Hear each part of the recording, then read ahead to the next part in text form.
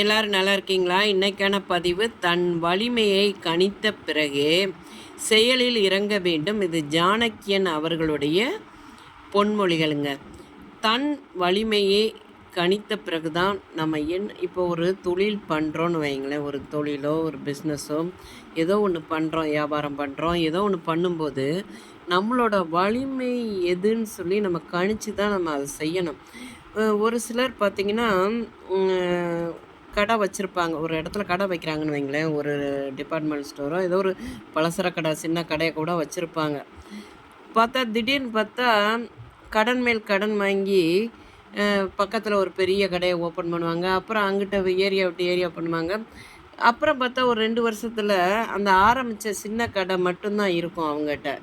ஏன்னா எப்பயுமே நம்மளுடைய வலிமை தெரிந்து தாங்க நம்ம எதையும் செயல்படணும்.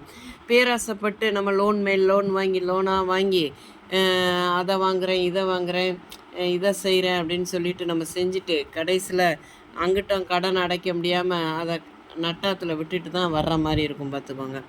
எப்பயுமே நம்மளால் எவ்வளோ ஒரு பிஸ்னஸ் பண்ணால் நம்மளால் எவ்வளோ பண்ணலாமோ அந்த அளவுக்கு பண்ணணும். கொஞ்சம் கொஞ்சமாக தான் வாழ்க்கையில் முன்னேறணுமே தவிர பேராசைப்பட்டு நம்ம வலிமைக்கு நமக்கு எல்லைக்கு மீறி நம்ம செஞ்சு கடைசியில் கஷ்டத்தில் மாட்டிக்க கூடாதுங்க.